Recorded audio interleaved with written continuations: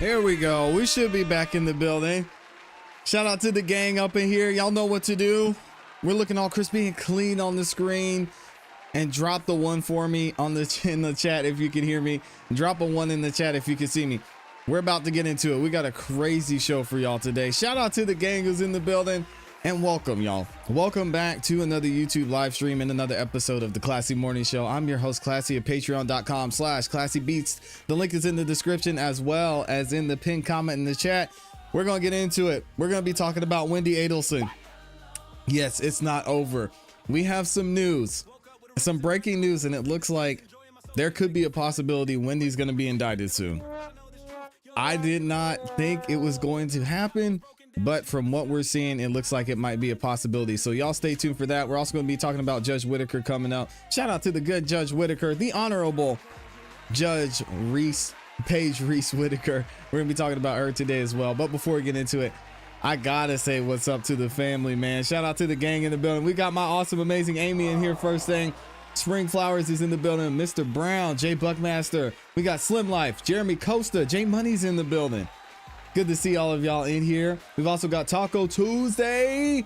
It's your day. Shout out to Taco Tuesday. Virginia Wiley's in here. Shout out to all the members, man. Member game going strong.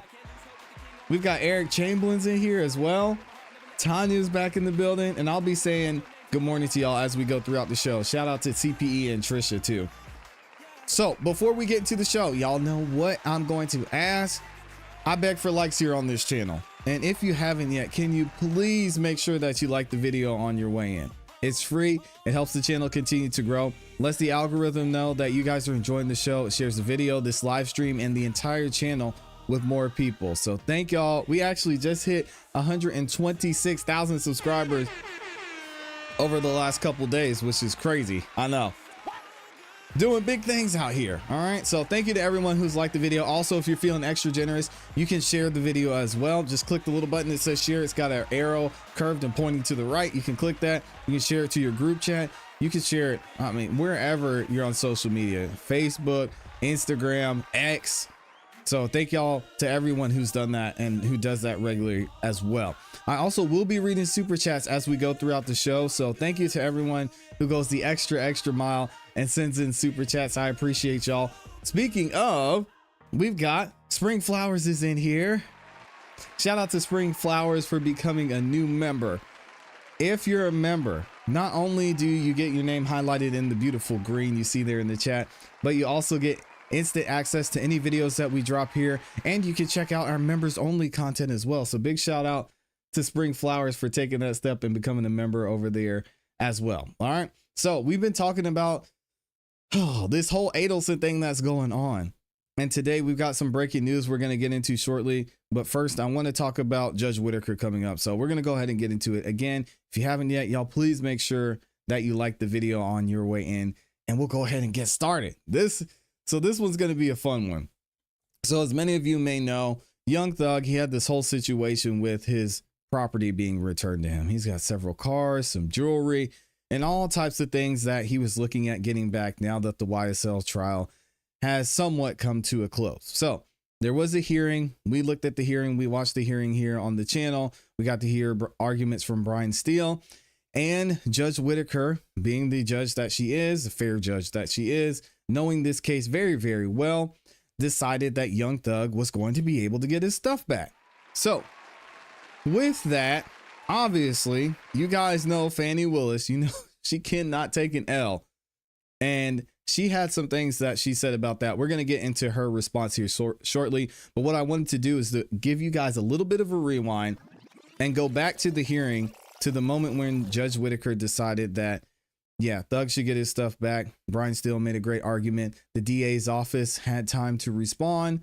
They didn't respond. They let time go by. Brian Steele even gave them a second chance. Just like, hey guys, are we doing this? And the state was quiet. So here's what happened there. I have nothing to add, Your Honor. We'll stick by our response. I don't want to belabor that point by just repeating our response. Thank you. I do believe that it is correct that litigation of a legal conflict does not equate to asking for a continuance. You know, And the legal conflict obviously was Brian Steele was on the Diddy trial, right? So what the state or what the DA's office was trying to say here is, hey, Brian Steele was over there working on another case. So we couldn't do anything moving forward because Brian Steele wasn't available. Brian Steele said, I am available. I just told you guys, if you're going to do it, can we do it on these dates? Otherwise, we'll figure it out. And the state's trying to use that to say, yeah, we dropped the ball, Your Honor, but it's Brian Steele's fault. Didn't work with Judge Whitaker. I think counsel that people worked hard in good faith to try to find a hearing date, and we ended up with the hearing date of today. But the procedural rules and requirements of these forfeiture statutes are mandatory. The statutes are strictly construed against the state. There was no request at any time for a good cause finding to move the hearing outside of the windows that are statutorily required. I don't believe 30 that days and then 60 acknowledging days. a hearing date operates as a waiver. The burden remains on the state the entirety of the time. Yep. And like I say, there was never any kind of request to the court to find a good cause based upon the hearing date being set for when it was. And I think that the court has no option under the case law and under the statutes but to grant this dismissal. So the dismissal is granted. There it is. Judge Whitaker And doing her thing. I don't know whether the state has any intention of appealing or not. Oh, you know and they do. That's not a determination y'all have to make right now.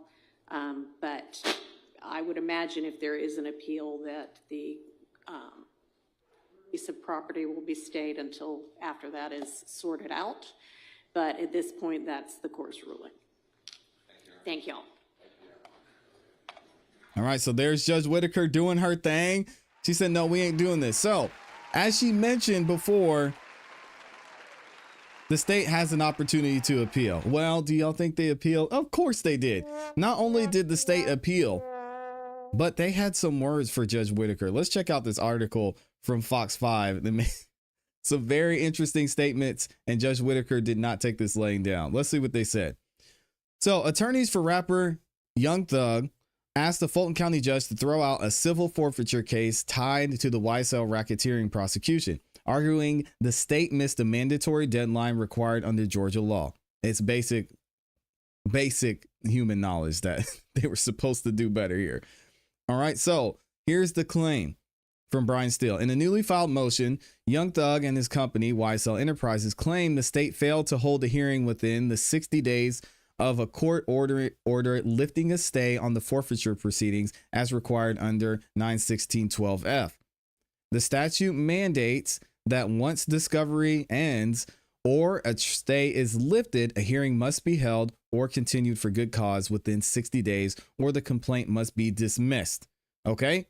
Now, according to the motion by Brian Steele, the stay was lifted on April 1st, but Young Thug's attorneys were not notified of the order and only discovered it on August 12th. They argue that under the law, the forfeiture hearing should have been conducted by June 2nd, which would have been 61 days. Obviously, you guys can do math, or at the very least by August 2nd, even accounting for an additional 60-day period. So 120 days later, but was instead set for August 16th because the state never requested a timely continuance. Young Thug contends the state must be dismissed, or this case must be dismissed, right? The property listed includes almost $150,000 in cash. Y'all think they got it? A 2022 Corvette, a 2022 Porsche 911. Man, Jeff, let me get that thing, man. 3 Mercedes-Benz vehicles, a Jeep Grand Cherokee, a 2018 Lamborghini, several guns, and assorted jewelry. Can Young Thug have those guns? I can't remember if he can or not. Anyway, so the prosecution responds to the motion. Check this out. Prosecutors fired back in a response filed on August 14th, saying it was Williams' legal team that requested the initial continuance of a May 5th hearing due to the schedule conflict with the federal case in New York. Diddy, of course. They argued Williams thereby consented to rescheduling outside the 60-day window and cannot now use the delay as a grounds to dismiss forfeiture action. And Judge Whitaker said, as y'all heard at the end, it's not the same thing. All right. So here's what happened. A hearing took place Monday morning in front of the Fulton County Superior Court Judge Paige Reese Whitaker, the Honorable Paige Reese Whitaker. After hearing from Williams' lead attorney, Brian Steele, she ruled in favor of the rapper, as we just saw. After her ruling, Judge Whitaker pointed out that the state is allowed to file an appeal. If they do so, the property will not be returned until decision is made on the appeal. Okay. Now, what did Fulton County have to say? What did Fannie Willis say to this? After Judge Whitaker made her ruling on Monday during Deputy District Attorney Jeff DeSantis for the Fulton County District Attorney's Office sent the following statement. What did they say? While we are gratified that the defendant will not be receiving gang-related jewelry back, we are perplexed that Judge Whitaker dismissed the case based on the timeline requested by defense counsel and a date the court set for trial. Okay, first of all, that's not true. As we saw from Brian Steele, he said, hey, I'm going to be in court in New York on this Diddy trial. The earliest we can have the date is here. Or he didn't even say that, really. Brian Steele's like, hey, I'm just letting y'all know. And the DA's office just thought they could sit back and not do anything. That's not the case. They also said, we are evaluating the case now for possible appeal, considering that strange procedural history. And then, of course, we went through what was seized there. Y'all already know we went through it ad nauseum. Well, they did appeal and they wanted Judge Whitaker to reconsider. And what did Judge Whitaker have to say to this? Y'all check this out. This is absolutely hilarious. Judge Whitaker was not backing down after they took some shots at her. What did she say? She said the above styled matter, having come before the court on the state's motion for reconsideration and to supplement the record, and the court having reviewed the submissions and being familiar with the record, hereby finds an order as follows. Check it out. In this motion, the state essentially concedes that it could have, but did not ever request either a hearing date or a continuance for good cause of a hearing date or a deadline for the hearing as required by 91612F. There's the first shot. Y'all are basically saying you could have done better and you chose not to. That's not on me. It says this is the crux of the issue. As noted in the court's order granting Young Thug's motion to dismiss, the burden to ensure a timely hearing is on the state, not the defendant. And it is the state's duty to obtain a continuance for a good cause before the end of the 60-day period if the hearing is not held within the 60-day period. The court acknowledges acknowledges of the course that it sets any hearing dates. However, that does not in any way diminish or obviate the state's burden under OCGA's 91612F to ensure a timely hearing or obtain a continuance for good cause, neither of which they did here. Therefore, for the foregoing reasons, the state's motion to recommend is hereby denied, or to reconsider, Judge Whitaker said it ain't happening. She also has a footnote here, which is interesting. She said the state's supplement to the record consists of a PACER entries in the federal case listed in the claimant's counsel, conflict letter, but none of this has any bearing on the state's ultimate responsibilities here. Shout out to Judge Whitaker. She said, nice try, guys. Stop complaining and do your job. Give Jeff his stuff back. So now there is still time for the state to appeal, which I have a feeling they will, just because, I don't know, maybe they won't be able to locate the $150,000. Who knows? We'll have to wait and see. Shout out to Judge Whitaker, always coming through and doing the right thing objectively. Let me know what y'all think about this in the comments and in the chat. And we've got 1,100 of y'all in the building. Ooh, I know y'all are ready for some Wendy Adelson news up in here. Thank you to everyone who's in the building. Again, guys, I beg for likes on this channel. Why? Because they're free. It takes less than a second to like the video, and it really does help us out. So again, thank you to the 1,100 of you who liked the video so far. Y'all are amazing, man. I didn't even have to ask. Well, shout out to the gang. There's a ton of y'all in the building too, so we'll get straight to the content. Shout out to the Honorable Attorney Kel Bell is in here as well. Yeah, and man, some of y'all were trying to get me to talk about what's going on with the drama with Young Thug and Woody and Gunna. Normally I probably would, and I may address it at some point once things calm down. But listen, I'm not out here trying to beef with anybody.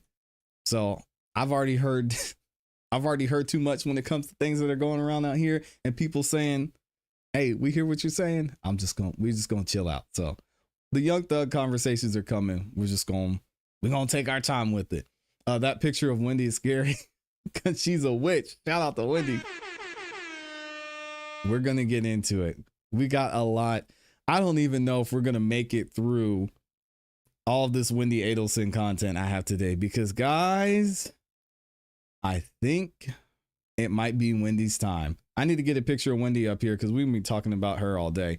Les Cleaver is in the building. Shout out to Les. Also, I saw someone else in here. Oh, it's Slim Life. Shout out to Slim Life.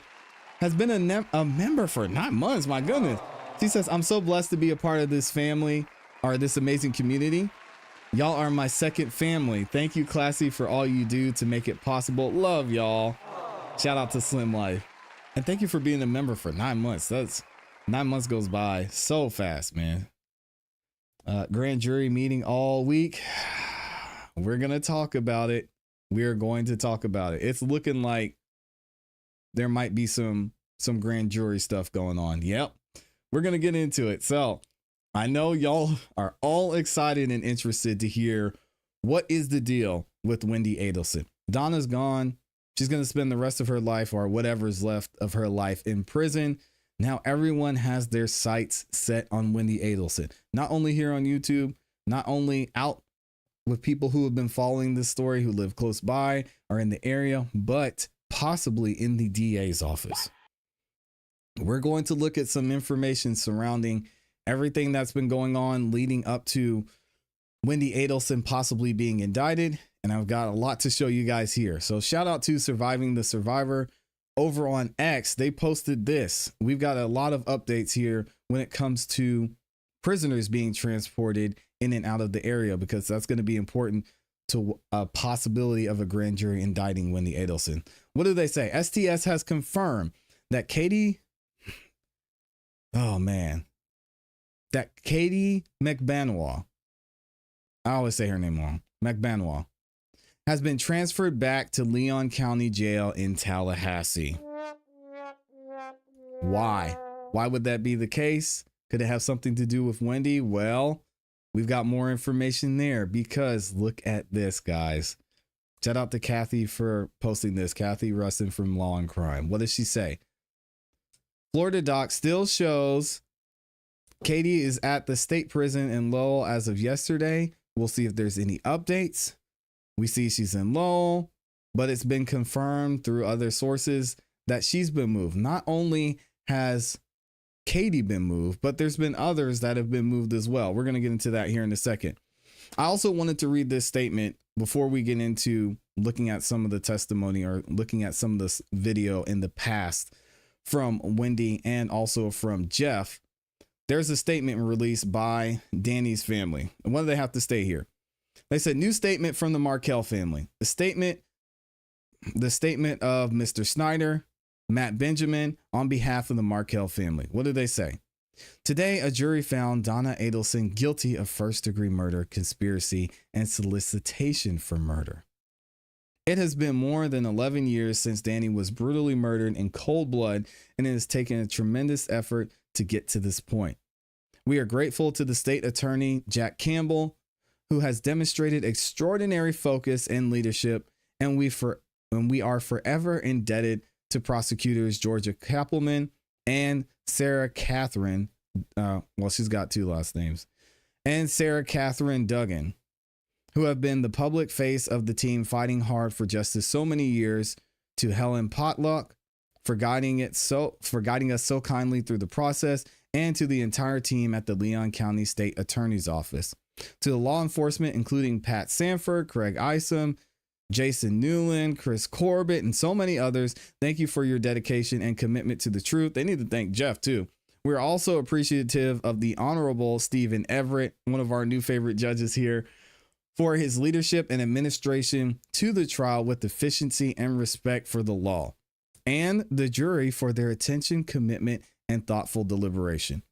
We are so appreciative of the warm embrace and steadfast support that Tallahassee community has given our family as they stood with us through this quest for justice.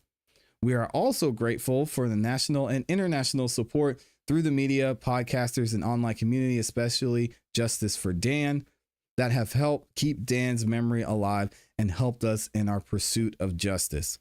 While nothing will ever repair the hole torn in our hearts when Danny was stolen from us, we hope the verdict opens a new door to communication with Danny's children and a renewal of the connection to the Markell family. Thank you to the friends and family for continued support, encouragement, and all those near and far who joined our family in seeking justice for Dan and in keeping his memory alive with such dedication. With deepest gratitude, the Markell family. Now, yeah, I don't know these people's names. Shout out to Ms. Dugan. There was another update here too. I got to go back and find it for y'all because there was some information saying that Sig and Mr. Garcia were actually moved as well. And again, shout out to STS for posting this. I got to find it here real quick because they're saying that a couple other prisoners could be moved. Now, what is the thinking behind there being an issue with these prisoners being moved? Well, there's a couple of things. One, if they're moved, they could be moved to testify. They could be moved to be heard for something else. They could be moved for safety reasons. But if a grand jury is attempting to indict Wendy Adelson, then they would need to hear from her, right? If Katie's being moved, it's most likely has something to do with this case. So I'm trying to see, they might have removed this since we started, but I wanted to go back to another instance too and look at some of the things Wendy said leading up to the first trials and during her talking to the police. Check this out. Shout out to Jay over on X had this to say. When Wendy Adelson's computer information was downloaded and revealed she was searching Dan Markell's girlfriend, Amy Adler, the sister of designer Jonathan Adler, and that she was searching teacher student. Oh my gosh. I'm not reading that out loud. This showed me she was jealous of Amy and she definitely did not erase her electronics as well as she thought she did. Check it out. I went through the downloaded information on Wendy Adelson's desktop computer that had been processed by TPD technical support members. Possible matters of interest were numerous Google Chrome keyword searches that Wendy had conducted on the victim's new girlfriend, Amy Adler, Amy's ex-husband, and Amy's brother. Wendy had also performed searches on several porn sites to include teacher-student porn. The more I watched Wendy Adelson's police interview, the more I noticed how jealous Wendy Adelson was of Amy Adler. Let's get into it. I can't believe this is happening. I know. And he was a professor at the law school, is that correct? Yeah. Okay. And your divorce has been 2 years or the total separation, I'm assuming? Total separation's been 2 years. Our divorce was finalized last summer around this time. Okay. He wouldn't do this to himself. He has a girlfriend now. Do you know his girlfriend? I met her once in the last couple of weeks. She was visiting. She lives in New York. So fake, man. Okay. Do you know anything about her?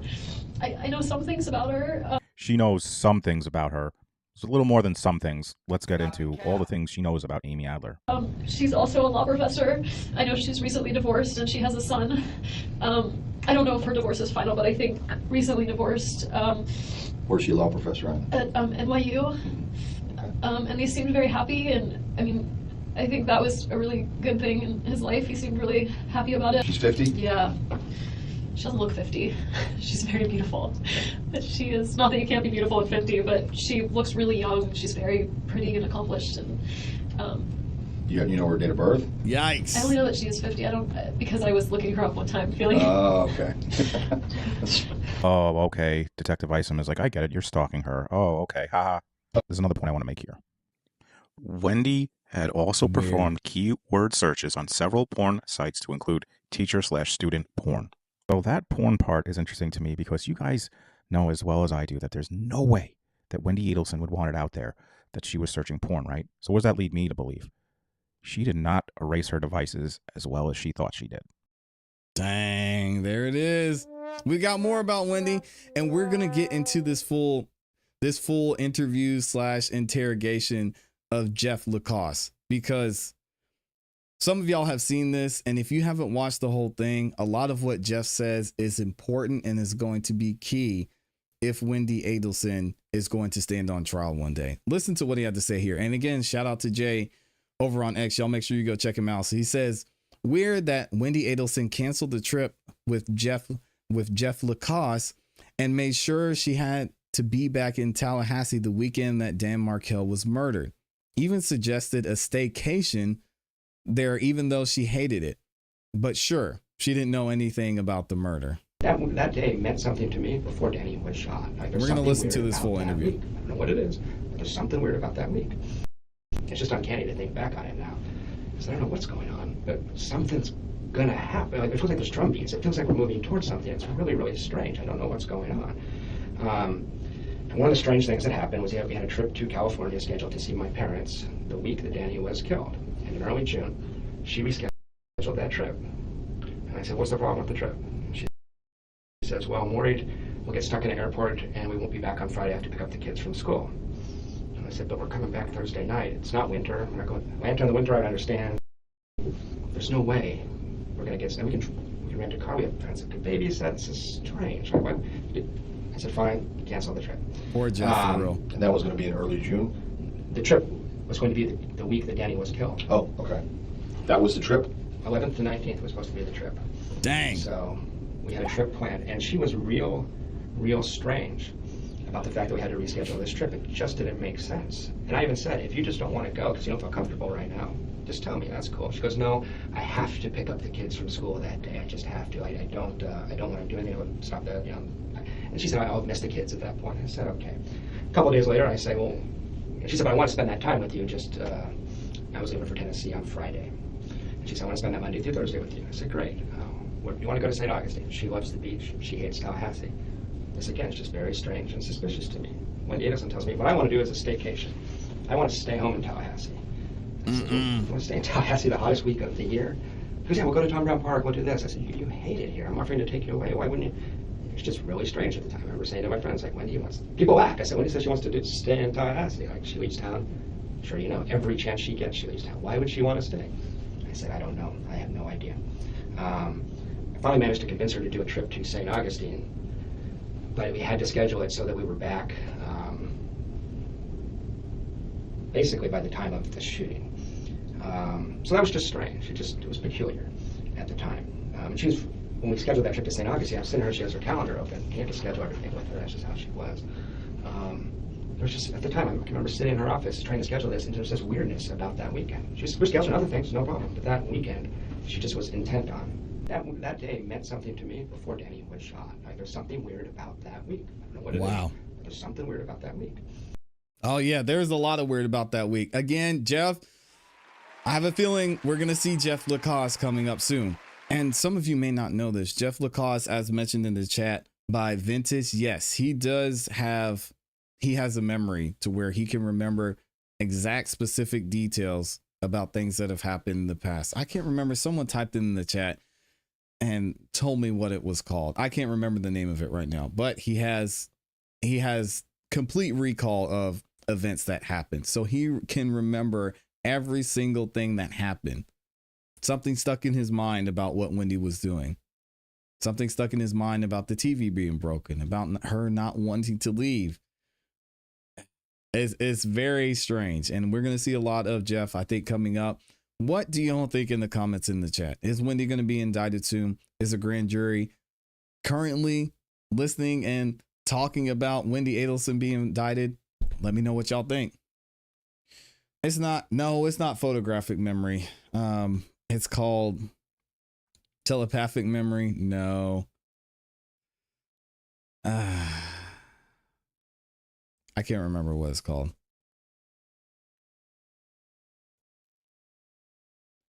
Yeah, y'all are saying, some of you saying, no, not photographic.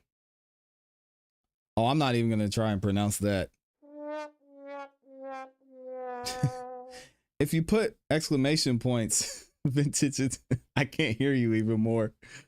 Shout out to y'all. Also, shout out to Amy for gifting 5 memberships as well. If you got a membership from Amy, make sure you say thank you. All right, and check out the members only content as well. You get instant access to all the videos we drop here. You don't have to wait. You said identical? What? Yeah, I'm gonna let y'all can pronounce it. I'm not gonna embarrass myself anymore. But yeah, it's called that memory. Shout out to him. He can remember lots of stuff. Can we just make it simple? It's not photographic memory, it's the other one. All right, let's go ahead and get into it. D said, you don't trust Jeff? What did Jeff do? D said, not sure about Jeff. Something is off with him. I think he's just probably seen too much. I mean, can you imagine having all that information in your mind? Toasted and ghosted memory. Oh man. It's pronounced I-D. I'm not even saying that because I'm gonna mess it up. That's crazy. Phonetic memory. Oh, I could say that. I'm surprised he didn't mention it on the stand. No, it's not phonetic memory, because phonetic memory is more commonly known as phonological memory. It is the short-term storage and recall of speech sounds and the sound of patterns in language. No, that's not it. It's the I. I'm gonna have, maybe Google will pronounce it for me so I don't embarrass myself. But that memory is the ability to recall images with high accuracy for a short period after exposure, typically in childhood, though its existence is disputed. Unlike true photographic memory, which would imply perfect recall of long-term visual details, it is not scientifically proven. This memory is transient, short-term visual retention of an image. It is thought to involve visual processing in the posterior cortex, and is much rarer in adults than in children, possibly due to the developing brain's greater reliance on visual stimuli. Okay, there you go. Y'all just trying to eidetic. Yeah, I got you. I'm just being difficult for fun at this point. Eidetic. I'm sorry, vintage. I can't help it. All right, let's go ahead and get into our next topic. So, as promised, we're going to go ahead and get into the full unredacted interview of Jeff Lacasse. If y'all haven't seen this, the stories that he tells about Wendy are absolutely insane. So we're going to listen to some of this. I'll leave a link to the full interview in the description and in the comments of this video for y'all as well. Let's go ahead and see what Jeff had to say about Wendy. Is this something that's going to be used if Wendy ends up going to trial? Check it out.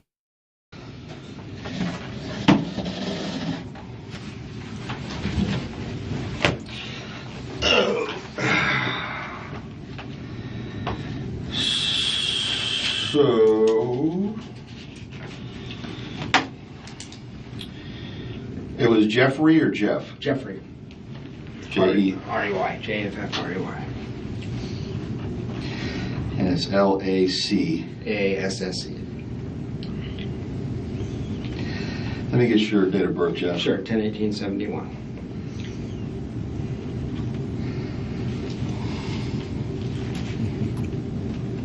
Sorry, vintage. I couldn't help myself.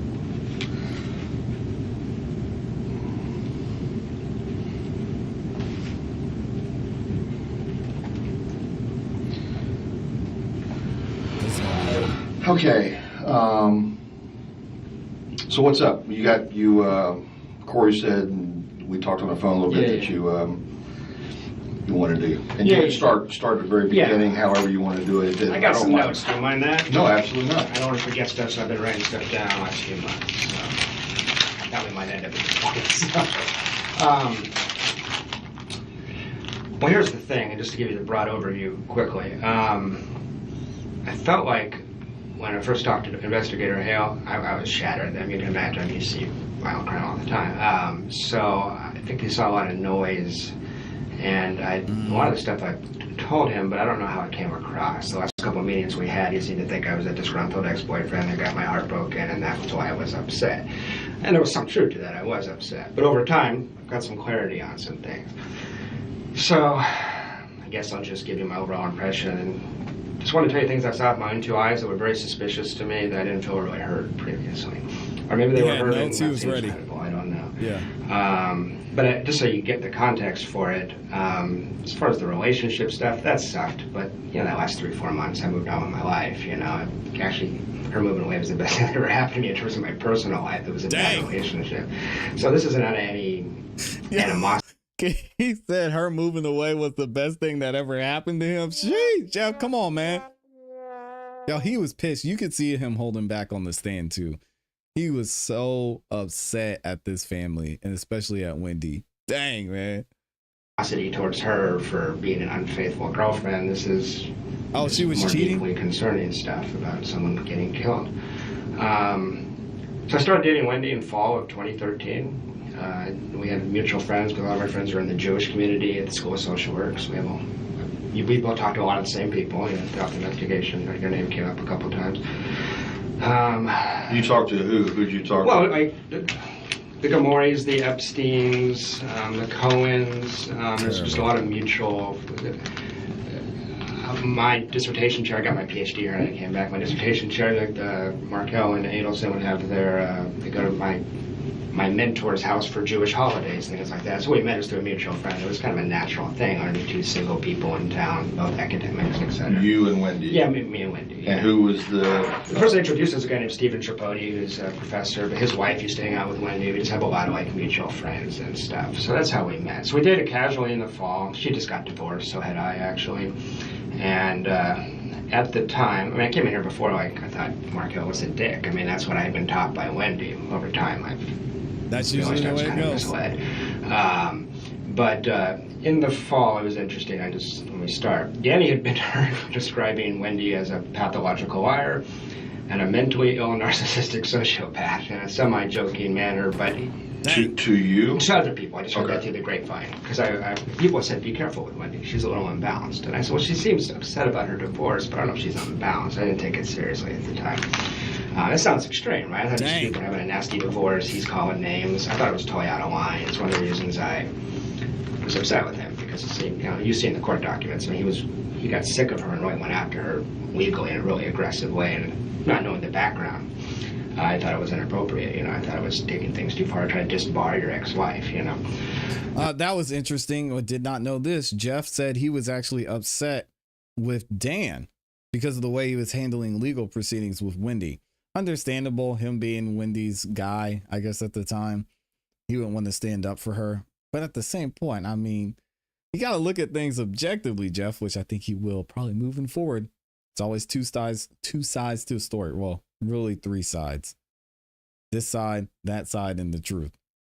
But one impression I'm left with is, I don't think I said this before, in December or January, I thought that was totally out of line. By May, I don't know if those are technically the correct words, but by May, I knew exactly what he was talking about. This is a very troubled person, Wendy Adelson, deeply troubled person.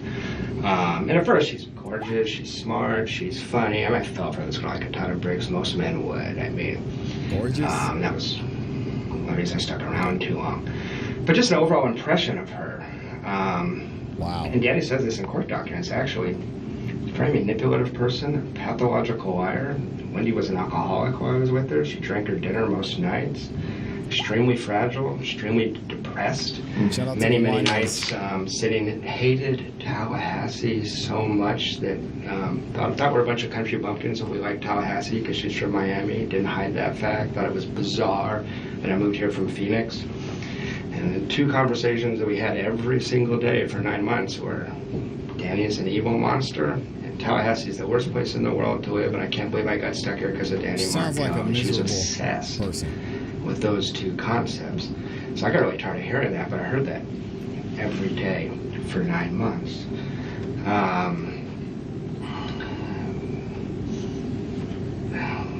Wendy's very manipulative in that she plays the victim very, very easily. Whenever we got into a confrontation, she'd pour me.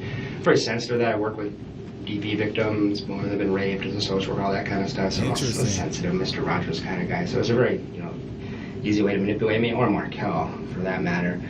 But she just wasn't stable even in the fall. And able to cover it up here or there. One of these people, the first 100 hours you spend with her, you think she's amazing. 101 on, you're like, shit, what did I get myself into here? This person's kind of crazy. You talk a little fast for me. I'm sorry. 100 hours? Yeah, first 100 hours you think she's amazing.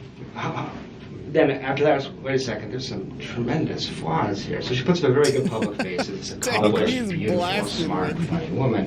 Jeez. Total. I was with her 4 or 5 nights a week for 7 or 8 months total, I would say. More in the spring than the fall. And she was deeply troubled. She was on psychiatric medications, and in March she decided to come off of those. March of 14? March of 14. Spring break, Immokalee, actually. That's when she went off. Shocker. And this will make sense to me why this matters. I don't want to give you BS or all that information, but she's already a sensitive person, so much that, you couldn't say to her, like, hey, I'd appreciate it if you'd be a little more considerate to me. You're being kind of, she'd break down crying for 2 hours. She would throw a tantrum. I've never seen anything like it. Anybody I've ever dated, I've dated some pretty crazy women. So, but then when she went up there, SSRIs, it went from being fragile to being, she had no resilience. She would just melt down in an absolute second. For over what? Anything. Any kind of criticism. Oh, if you had given her criticism. Or anybody did. Anything negative. I've seen her lose her shit over, cake going bad in the oven. And she's devastated for 6 hours. This was in the spring. This was like the state she was in as we approached the time of the crime. So I'll skip the whole thing where we date the first 6 months. It was, she played hard to get. I chased her. And eventually she agreed to be my girlfriend. We go to spring break, and she starts coming off the SSRIs. Things start getting pretty weird in terms of, we had a couple, first time we spent a week together, you know how that is.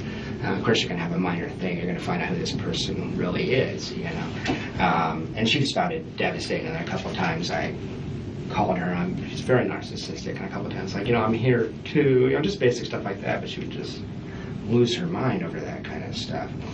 So if I just fast forward to spring break on. Blasting Wendy. This is my bullshit. I just tell you what's pertinent to the crime, I think.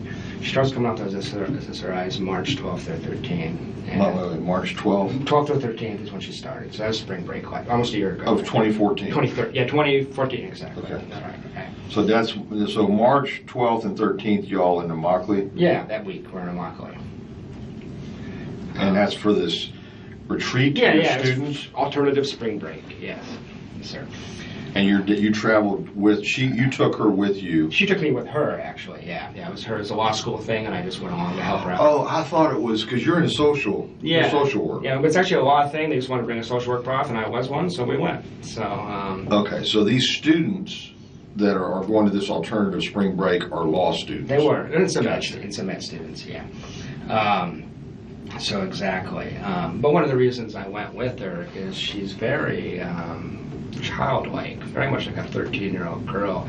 I don't know if she could have handled it on her own. I had to do an awful... Oh my gosh.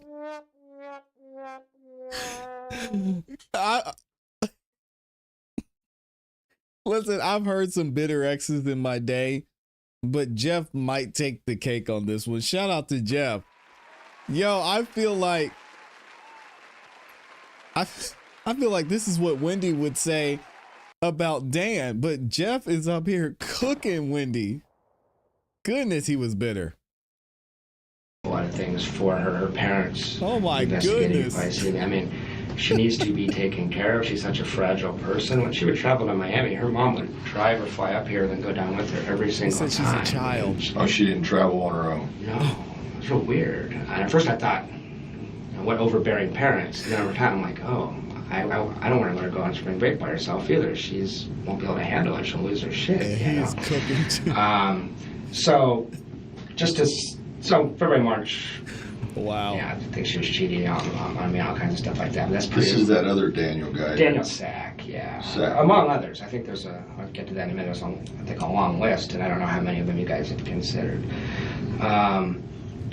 But as far as seeing stuff pertinent to the crime, I met her brother Charlie when I was down there in Miami for Immokalee. You may recall that I said I found him to be a very strange person, very aggressive, verbally. He takes sex tourism trips to South America to have sex with underage prostitutes. Wait a minute, back up a second. Yeah, he takes sex tourism trips to South America to have sex with underage prostitutes. Sex tourism. Yeah, okay. Yeah, South America. I'm kind of a sheltered guy. Well, I was shocked not only that he would tell people he did that, but that he would tell his younger sister. That was strange to me.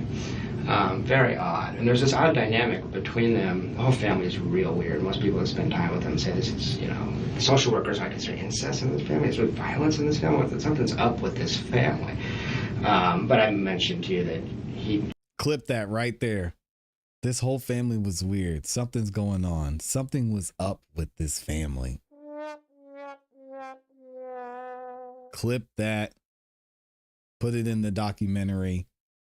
Perfect.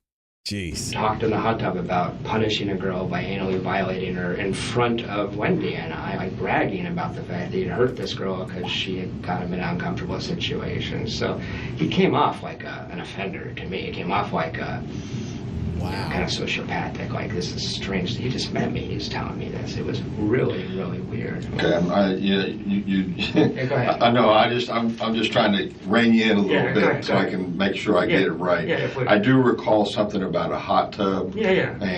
But I think it may have been something I read from Corey Hale's report. It might have been. Yeah, I talked to him. But are you saying you're in the hot tub after the Immokalee retreat? Exactly. We went from Immokalee to Miami and hung out with her brother. Okay. For the first time. So you're in Miami at his place, I guess? Exactly. It's very wealthy. It's got a really nice house in Miami Beach area. Miami Beach. Yeah. Okay, so you're there and you're in the hot tub. Yeah. She's in the hot tub. Yeah. And the brother Charlie's in the hot tub. Yeah. Okay. Charlie's talking about punishing girls through anally violating them in front of his sister. It's just. Is it braggadocious? Yeah. Like she got him punched out at a wedding. He had a Korean girlfriend and brought him as the only white guy to 400 Korean people and just him.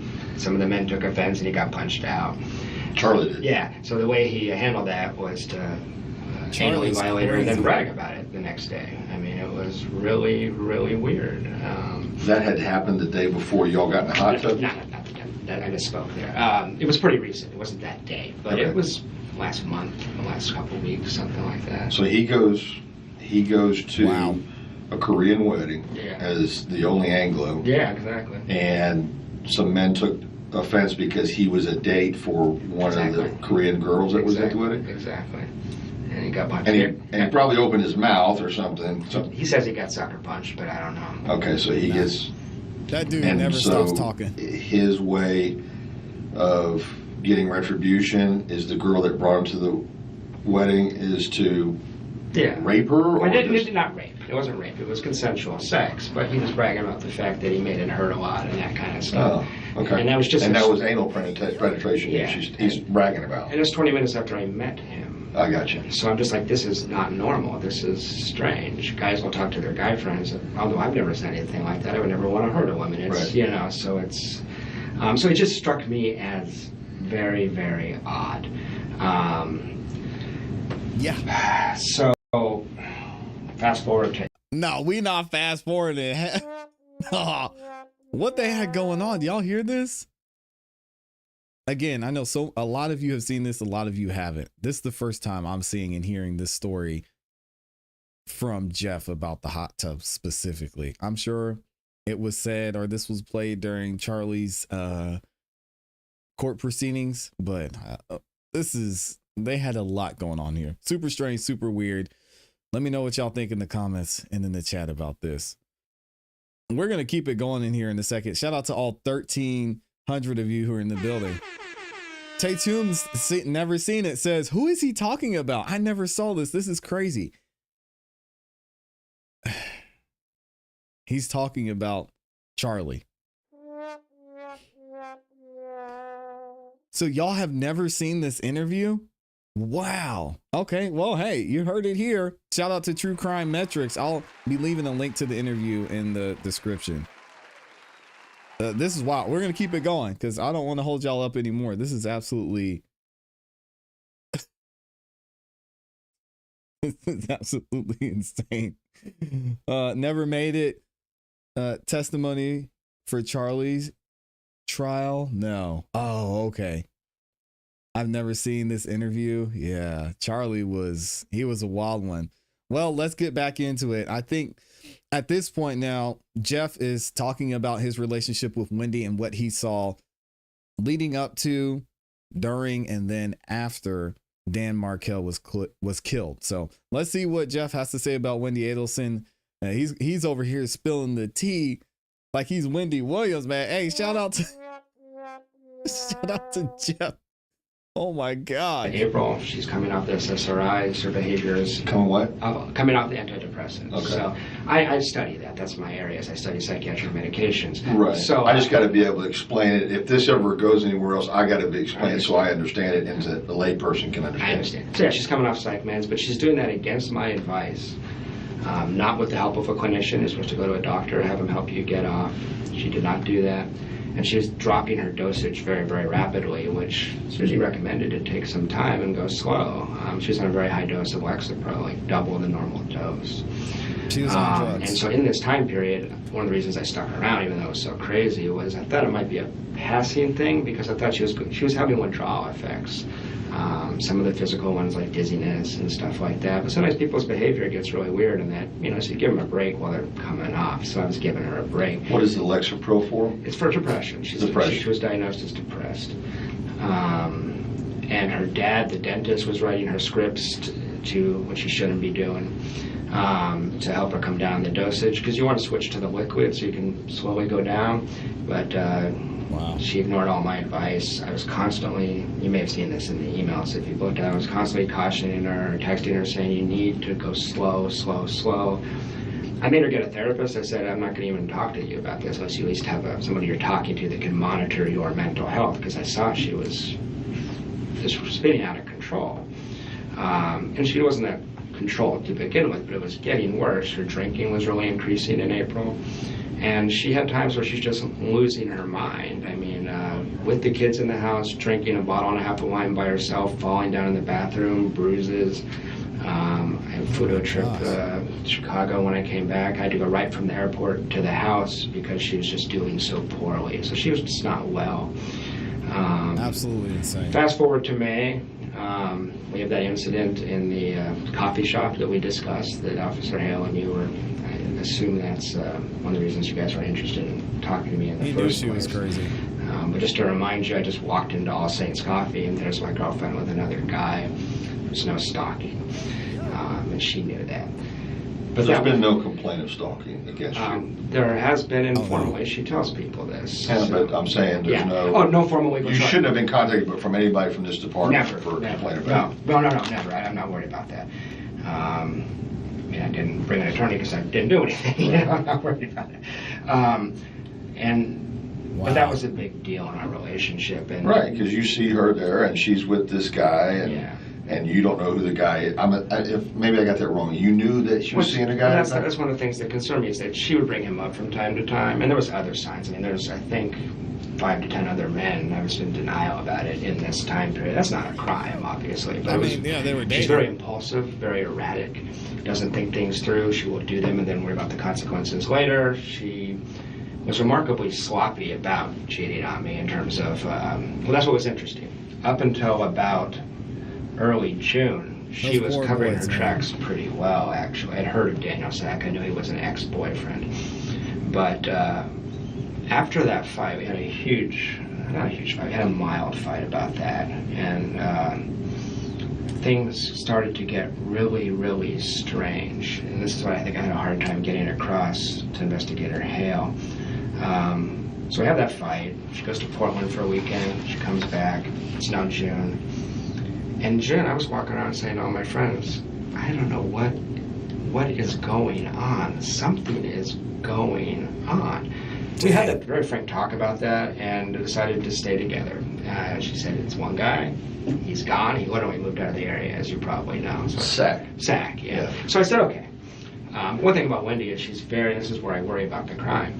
She's very easily influenced. She doesn't have much of a sense of self. And when she was with Danny, she kind of became Danny's extension of Danny, attached herself to him. She didn't attach herself to Sack. He was into polyamory and having multiple partners. He's bisexual. A succubus, I think that's what they call it. Well, I mean, so she started doing all this crazy stuff. Sack was encouraging her, from what she said, to have sex with lots of people, not just him.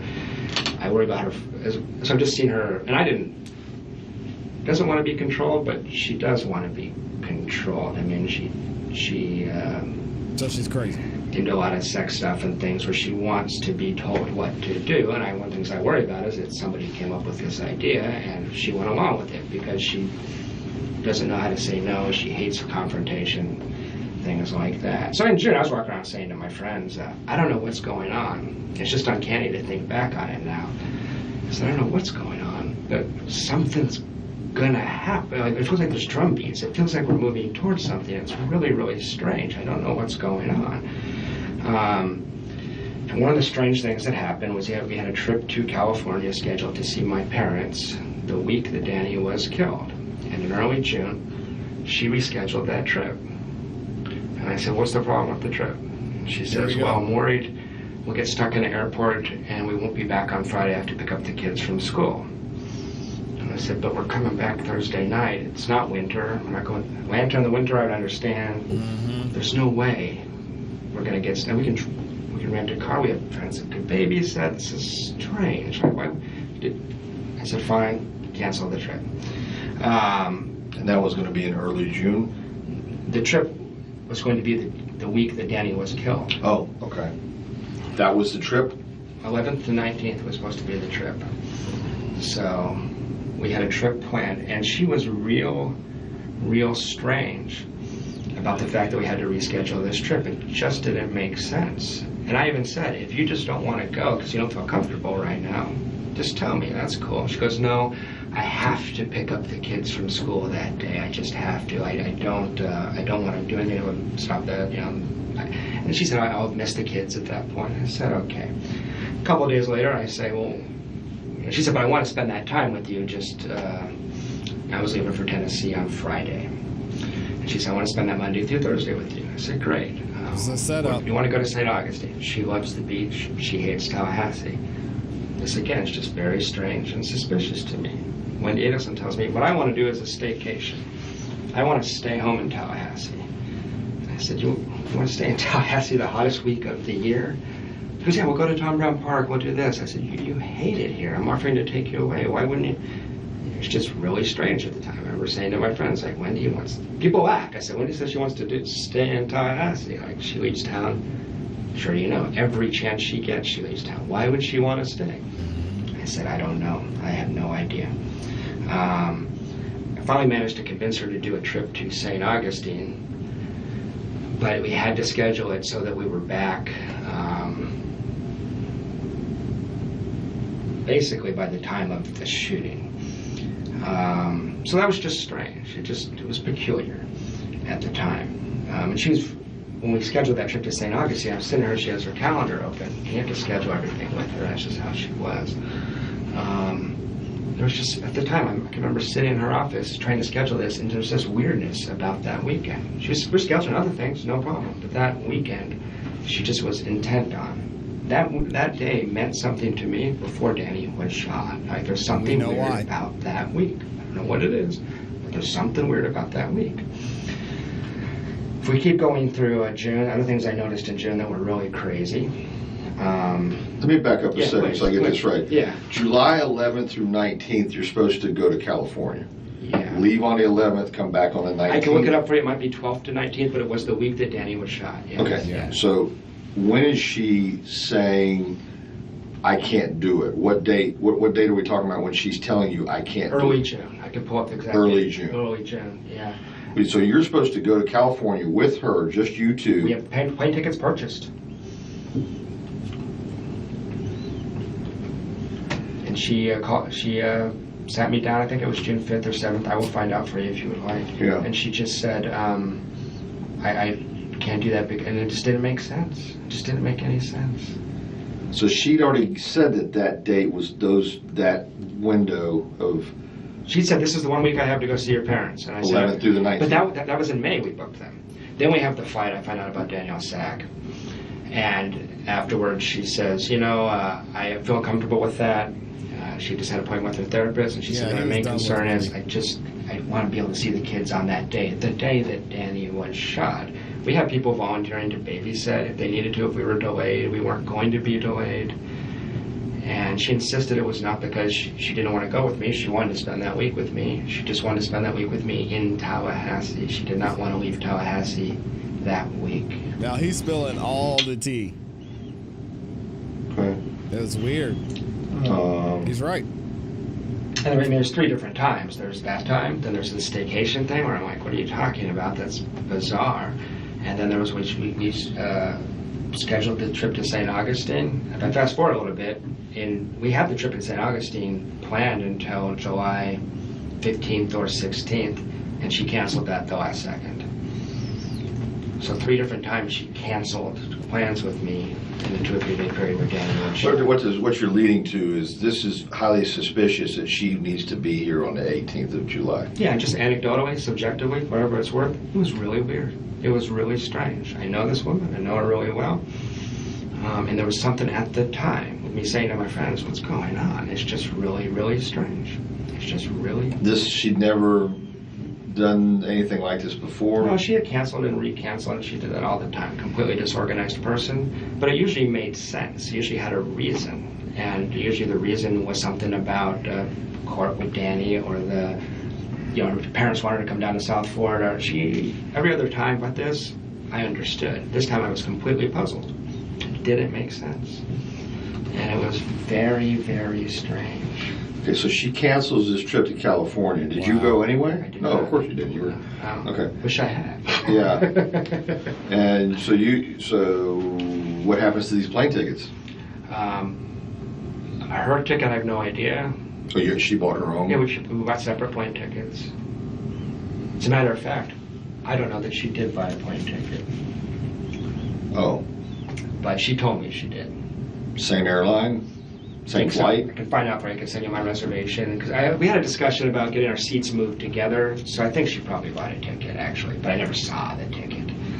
It wasn't discussed any further? I can't recall. Okay, so that's the first thing. In early June, she says, Jeff, I got to be back on that Friday the 18th. Exactly. To pick up the kids. I guess that's going to be the first of her week with the kids, maybe? Yeah, she gets the kids back after having, because they went to 7-day schedule in the summer. Right. And she's going, I'll miss the kids. I said, we'll be back. It's not, I said, you don't want to go, just tell me I don't want to go. No, I want to go. I just got to be back for the kids. There was a special... Okay, why not adjust the flight or adjust the... Well, she had the kids the previous week. This was her one free week. She's also booked all summer. Well, the 18th is a Friday. Yeah, it is. Okay, so, because she is going backwards, the 11th should have been a Thursday, I'm thinking. I can look it up, but it just wasn't. She was booked week by week throughout the summer. She doesn't even have any school stuff, right? I mean, I don't know if you're off during that time. No, I'm completely off. She has a lot of obligations to her parents. Her parents want her down in Miami every chance she gets. All through this county, there's parents. All right, so three different occasions. This, at the time, it's like, what's going on with the 18th of July, or the week of the 18th? What is this? I don't understand what this is. Okay, so the first thing is the California trip, and it's next. Yes. Then you want to take her to St. Augustine, because you know. Yeah, she wants to stay, and that's just bizarre. But did you ever make plans to go to St. Augustine? Yeah, so a week later, again, we sat in front of the calendar, and it was really strange. There was this hesitancy about that weekend. She says, I'll go to St. Augustine, but we have to be back early on Friday. Early on Friday? Early on Friday. What does early on Friday mean? We were going to wake up and come straight back from St. Augustine, so we would have got up at 7, been here by 9 or 10. Okay. She had to pick up the kids from school until 4. It didn't make sense. Okay. So I said fine, and my thing was I was going to drop her off and then drive up to Atlanta. I was going to drop her off and go. So that was just strange. It just stuck in my head. Like, what? Because your trip to your friend up in Tennessee, what was the date you were supposed to go? I was supposed to leave at about 10 or 11 a.m. on Friday the 18th. Okay. Because I was supposed to get... The original trip was to go straight to Atlanta, stay the night in Atlanta, then go to Tennessee the next day. So I was supposed to leave here at 10 or 11 and get there at 4 or 5. On Friday afternoon? Friday afternoon, yeah. Okay. That changed, but that was the original. No, because you left on Thursday. Yeah, I did. All right, well, let's jump to that so I can fill in this blank. Yeah. Why did you leave on Thursday? We'd had a huge fight in late June. I discovered some other cheating. I was very upset with her. And Jeff, come on, man. She had sent me in. We had sort of broken up, basically. He said 5 guys and then she put me on a 7-day hold. Oh, yeah. Yeah, Okay, I remember that. She sent you an email or something? Exactly. So the night before, I was so upset. I was just like, fuck this, I'm going. I said, get out of town. I was upset. But that's something my friends have said to me that I've never said this, but my friends have said, Jeff, because sometimes it's hard for me to see this clearly, they can see it more clearly. Jeff, you do realize that if you left Friday at 11 a.m. for Atlanta, what this would have looked like, you would have been in custody. You're really... Oh. Okay. Now, I'm not saying that, but some of my friends, it was like a clumsy attempt to take attention off her and put it on me. I'm not saying that's true. It sounds a little far-flung to me. It sounds a little clumsy to me. But she knew exactly when I was going to leave. I'm a late riser, and she didn't know I changed my plans, obviously. So I'm glad I changed my plans. I wouldn't blame you guys for being a little more suspicious if you didn't. I mean, if I leave at 11, I don't get a flat tire. You just see me driving north 10 minutes after Danny's shot. That would be bad. So that looks suspicious to a lot of people. Yep. I know it makes it sound like a criminal mastermind. It may sound crazy to you, but that's what my friends say. So can I go back to the stuff in June? Absolutely, I'm sorry. You know, any questions you want to ask? And I know I talk fast, and Just a little faster than I'm used to. My dad's from Boston, so I'm an adopted Southerner, but I haven't slowed down yet. So, in June, these are just my impressions, but there was 5 or 6 times in June I'm playing with the kids. We had a good family life, terrible romantic relationship because she was cheating me all the time. So but I'm home with lucky the kids to with be her. there. Nice family life. You're at her house out on Every time, yeah. Cameron. Exactly, off Aqua Ridgewood Lane, yeah, nice house. So, 4 or 5 times in late June, I'm playing with the kids, reading them stories. I was very close to Ben in particular, spent a lot of time with those children. Man. And I look out of the corner of my eye, and Wendy would be in the kitchen crying for no reason whatsoever. And at the this time, lady was what it looked like to crazy. me is, she's Guys, at what point do you just tell a person like this to get help?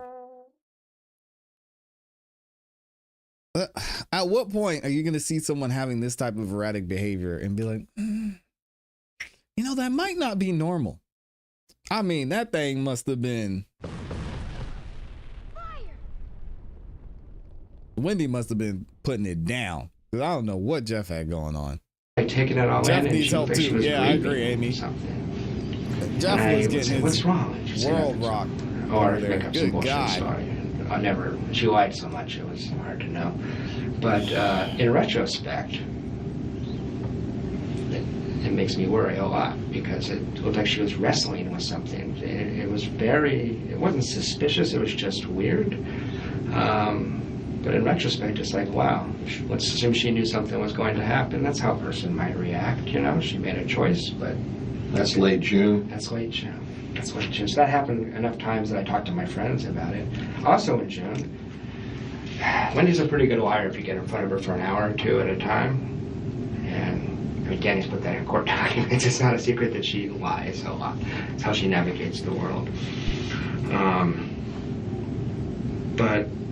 she has a problem with her lying in that she I found out she cheated on me with Daniel Sack because she kind of accidentally told me by talking about him all the time, and she's just sloppy. So longitudinally, she couldn't keep her story straight. You know, in the short term, 4 hours, 8 hours at a time, okay. Over a month, saying, well, what about that thing? The stories start, you know, not. But she talks constantly. She's very extroverted, very narcissistic, very focused on herself, very self-involved. Well, what she was talking about in June, relocation to Miami. How terrible it was to be stuck in Tallahassee. Crying like, I got stuck here, I didn't choose this, I can't stand it. And she talked about the fact that the only way she could ever relocate is if something happened to Danny. Now, did she actually say that? Yeah, she did. Yeah. This is the first time you've mentioned that.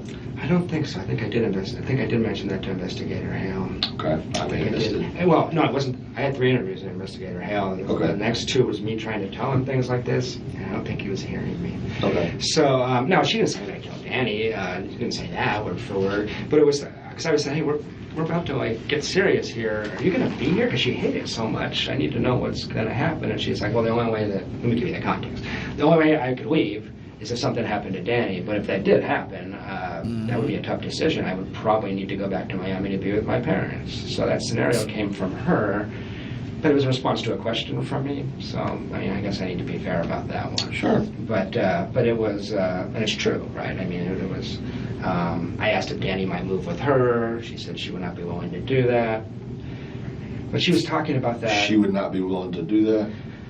Yeah, No, what she does that didn't. mean? Danny had job offers from all over the country constantly, and she didn't want to live in Houston or St. Louis or things like that. I mean, she was miserable here. She was here just because she came with Danny. She didn't like her job. She didn't like the area. She didn't like split custody. I don't know that people knew how upset she was. I mentioned to you before you came into the room when I said this, but this is the time period. I don't know the exact day. I'm so distracted by relationship stuff, I can't quite remember it. But she told me that Charlie had looked into having Danny killed in the summer of 2013. She meant it dead serious. I wish to God I'd follow up on that. At the time, trying to figure out us, and I thought, well, you're always crazy. I can imagine that, but sort of. Wendy told him that Charlie said he had looked into having Danny killed. Oh my. He told me that Charlie had looked into having Danny killed in the summer of 2013. She meant it dead serious. I wish to God I'd follow up on that. At the time, trying to figure out us, and I thought, well, you're always crazy. I can imagine that, but certainly he's not crazy enough to do that. Jeez, so man. I didn't worry about it. This is That's your interpretation. this is absolutely Something. insane. No, let's back up. Yeah, go ahead. Let's get into the context of your conversation with her where that comes up about Charlie. Please. So She just, she's talking about Danny. She is completely. where are we at? We're at her house in the living room in late June. In late June of 2013. Yeah, 2014. Yeah. I'm sorry, 2014. Yeah, late June. And you know what? This might have even been. This is sometime between June 20th and the Monday before Danny was shot. Okay. And I want to say it was right before, but I don't trust my memory on that, the date. And she's talking about Danny because it's all she ever talked about. Danny wasn't a human being, he was Satan. He was what? Yeah. He was Satan. Satan, Yeah. okay. And what was real strange about this was that in January, February, March, they had a lot of court stuff, and I could see why she'd be so pissed off at Danny. Danny had calmed down. He liked his new girlfriend. The judge had read him the riot act in court when they went to court the one time and told the other attorney, you need to calm your client down and stop having your client write his own legal briefs. I'm sick of reading this crap. You know, Danny was going to get his butt handed to him by the court, and Wendy was going to have to concede a couple things, but she was going to win, everybody thought. And he had calmed down. He really had. So I was trying to say, maybe we could talk about Danny a little less. Danny's chill. Danny's happy with Amy. This is good. This is good for us, you know? And I was starting to see Danny a little more realistically at that point. So she's in the middle of these conversations where she just ranting and raving about Danny. Very angry with Danny. She's very sensitive, and the worst thing you could do for Wendy is point out that she's not perfect. And that's what Danny represented to her is, he said, you're a liar. You know, things like that. Anyway, she just comes out of the blue, and I said, well, I just wish something, I can't remember exactly what I said, but I was like, you know, this isn't going to ever be fixed in the way you want it. This is, you're linked to this man for your life. You know, there's no fix for this, but you have to fix what you think and feel. Yeah. And she said, well, you know, Charlie did look into having him killed last summer. He said it would cost about $15,000. Oh my gosh. 15,000? That's right. Seems cheap to me, but you would know better than I. Wow. It's, It would cost $15,000 to get rid of their I problem. want to make sure I understand this completely. Please. So, June, what was the date? Between June 20th and March 14th, let's say. I think it's probably I think it's closer to July.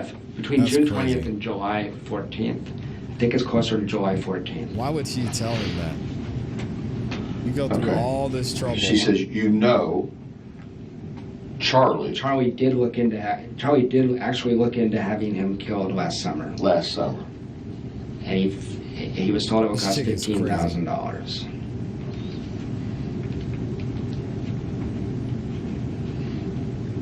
And one of Charlie's This is just paraphrased, but I want to make sure I Yeah, understand. yeah. Charlie did look into having Danny killed last summer.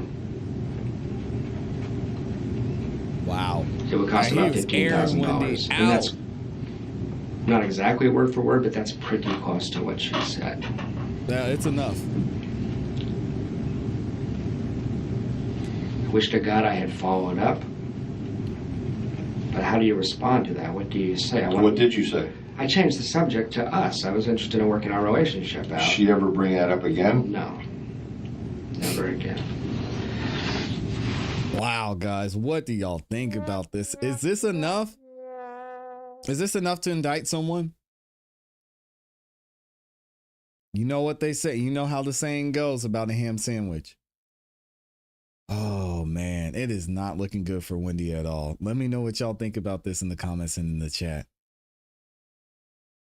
Why would she tell him that? Why? Shout out to all 1,300 of you that liked the video so far. We're going to get into some more of this interview because there's still 2 hours left. We're not going to do the full 2 hours today, but we might do a part 2 of this tomorrow. You know what? Let me see. Let me ask the chat, and thank you again to everybody that's in here. Let me ask y'all about tomorrow. Do you want to cover part 2 and 3 of Jeff? Because I've got another interview y'all might not have seen too.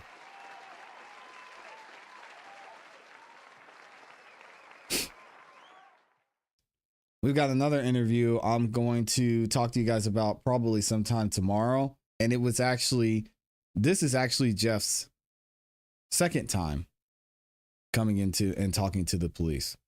We've got the video from his first initial interview. Don't know if you all have seen it, but we'll get into it here shortly. Did you see the interview with Dan's divorce lawyer? Yes, we actually reviewed it yesterday. And if y'all haven't seen the video, it's on the channel. You can go check it out. Shout out to Amy with the super sticker saying it's cake time. We're almost there. We're almost there. Every time is cake time, though. Shout out to Amy. Always supporting. Reminding me, man, Amy, break so stingy with the cake sometimes. Can I have the cake over here? I mean, hey. It doesn't do me any good in the chat. Also, thank you, Amy. Shout out to Wish Fulfilled State. Says, please don't let this be a tease. Prep, Georgia prep. I think we're seeing the signs that something may be happening. And I'm surprised it's happening this quick as well.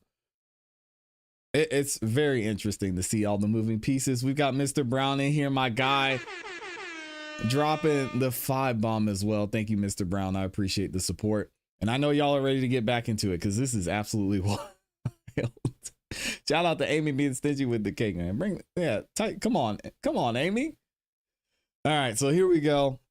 Jeff is over here singing when it comes to Wendy Adelson's conduct, when it comes to her behavior, when it comes to who she was as a person, even so much so going to say that Wendy told him Charlie looked into having Danny killed. Not only that, but she knew the cost. She knew how much it was going to cost.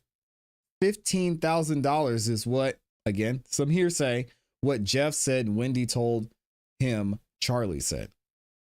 Is that enough for Wendy to be indicted? We're going to listen to some more of this interview, And I'll let you guys decide. Let me know what you think in the comments and in the chat. Yeesh. But what worries me is that the speech pattern, I'm not trying to play FBI profiler here, but it's kind of similar to when she would say, you know, Daniel Sack and I had coffee yesterday. Well, that means her Daniel Sack had sex all day. That's what that means. That's how she lies. So the fact that she would leak a little bit of it out scares me. Which is kind of like, I told you half a truth instead of half a lie. That's how she lies. That's exactly. I'm sure you've got that on anyway. So it doesn't have the impulse control just to say nothing in high stress situations, but gives you this half-assed version. Yeah. So I thought about that a lot. But you do remember the amount is 15,000? I do remember that. And again, this is before anything went down. No further than that, nothing else? There was nothing else. I wish I followed up. I beat myself up about this. No, you didn't. What am I going to do? Call you guys and say my girlfriend said something crazy? I don't know, you know. You can't. The thing that worried me nothing about to do. Charlie is he has a very Except close get friend out. who goes on these trips with him who's ex-special forces and is known for being kind of deranged, and it looked like it was done by somebody who knew what they were doing. So I told you guys that. What's his name, though? I never got a name. I don't know. I assumed you guys investigated it. I don't know. He's a tatted up, known affectionately as a deranged guy. Guy just didn't come back the same like some of these guys do, unfortunately. But he's a close friend of Charlie's? It's on his Facebook page. That's what I told investigator Hill. Okay. When I heard the crime occurred, about 12 hours I was shocked, and then as I'm driving up I-75, in my head I was like, holy shit, Charlie did it. And he got that guy, I can't remember his name, to do it. You're saying this guy's on Charlie's Facebook page, or was? Was. I don't know if he is. Okay. These are really smart people. I wouldn't be Facebook friends with them anymore if any of this is true. Other thing that happened in June, our relationship isn't doing well. All of a sudden, from nowhere, you know, like a 5-year-old kid will try to manipulate you in a very transparent way, and it's like obvious what they're doing. Mm-hmm. She started doing that kind of stuff. I got the sense we weren't going to make it. It was obvious to me, and I never going to trust her again. All of a sudden, she throws me the world. And I thought at the time, I said to my friends, she's switching up. I've been very careful not to develop like a hindsight bias. I've checked back in with my friends. What did I say? They said, you said in June it felt like Wendy was stringing you along for some reason, and you couldn't figure out why didn't she just break up with you? She's like, this ain't gonna work, you know. So all of a sudden, she's telling me I should move in. Move in with her? Yeah, she's talking about moving in. Wow. And I wanted a family so bad. She knew that. She manipulated me with the kids constantly. She said the kids should start calling you daddy. I'm going to talk to my mom and dad, and I'm not Jewish. That was all. I'm going to get approved by the parents. I'm going to give you the passwords. I'm going to give to all my computer accounts. She started acting like this was going to be a permanent thing. I'm sorry. Yeah, that's okay. I can give you a sec. I have to respond to this I understand. right now. I understand.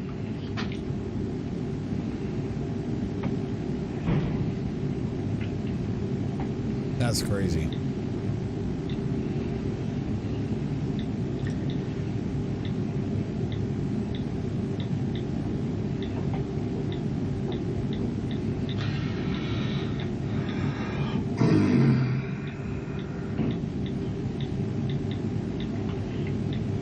Crazy.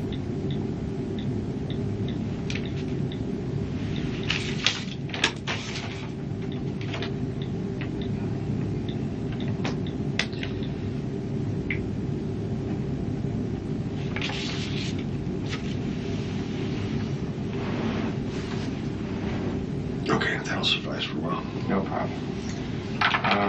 So just at the time, I felt like I was being manipulated. I couldn't figure out why she'd want to keep me around. It was really strange. Just all of a sudden, here's the world. Just all of a sudden, being over the top sweet. I hate it. Jeff, I'm confused about this timeline here. Yeah, Maybe but- we should try to get that. Yeah, okay, go ahead. Yeah, reel it in, officer. Okay, where's this week off? What That's is in it? July. I've been going. Okay. I've been going in order. Okay. So we're still in June right now. Okay, so we're in, but this comment from late June of the 20th through the July 14th is before or after what you're telling me now? I can't remember exactly. It's my fault. No, it's okay. No, it's not a fault thing. I can't remember. I want to be as honest and accurate as I can. Sure. I think that's the Monday before he was shot, but I can't be certain. So this would be preceding that. Preceding. Okay. Preceding that. Okay. Yeah. So it just felt strange. These are just my impressions, but it's like, what is going on? To give you an example, I would just be kissing Wendy, and all of a sudden she's like, like a porn star. I've been with a lot of women. Women don't behave like it's just. And we've been together 9 months. I've never seen this before. It's like, what did he say?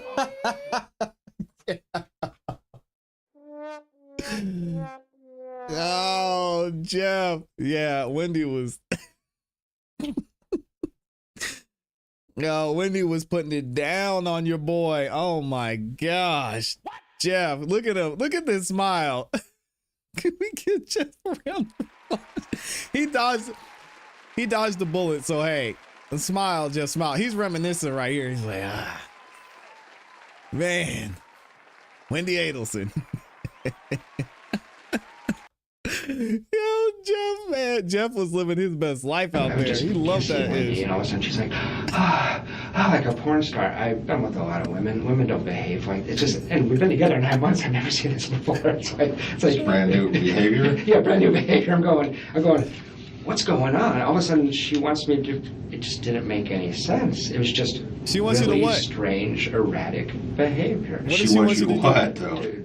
Well, I was threatening to leave at this point. Okay. So, and I guess if I'm putting on my cop show hat, I'm wondering if it would have looked weird if you break up with your boyfriend and then a week later someone gets shot. You know what I mean? I don't know.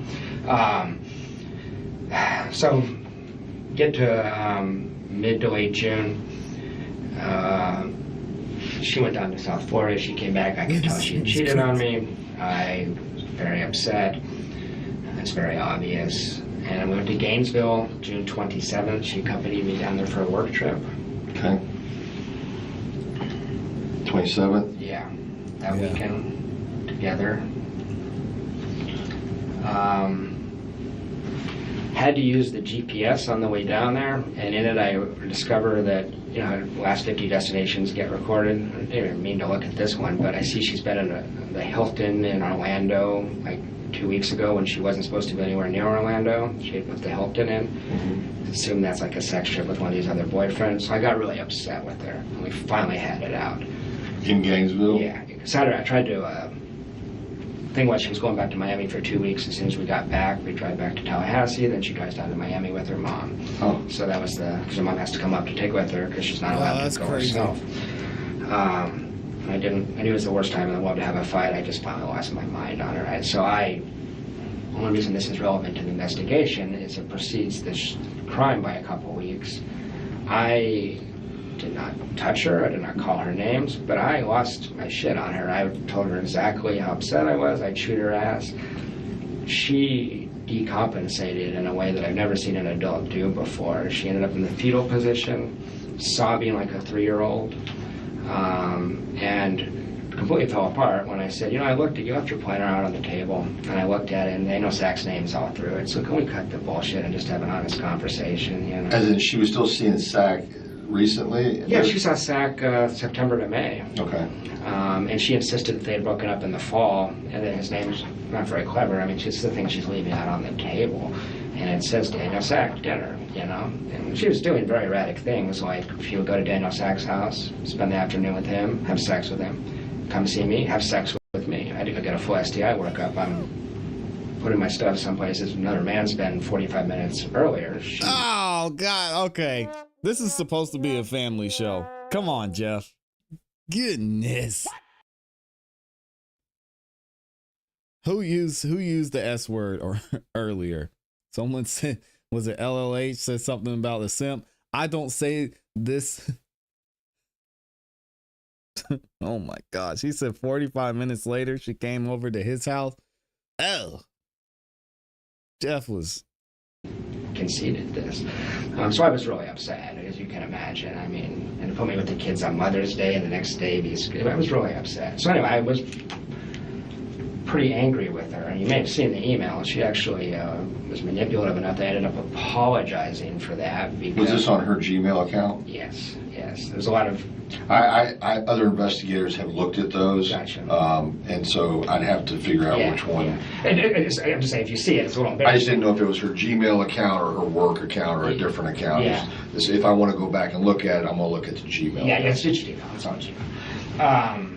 Is my impression, at least. I think that's the one I would use. So we had it out, and the reason that's important is she was very concerned about her social reputation. Are you going to tell anybody about this? About what? Her having sex with Daniel? And Miguel and Mahil and other men. Yeah, and I said, if we stay together, I won't. If we don't, I won't slander you, but let's be adults here. This is Tallahassee. You know how many people I know have cheated their wives in this town? Right. I must be realistic here. Right. I said, I'm not going to try to destroy your reputation, but you made these choices. And by the way, I'm not... Did she give a reason?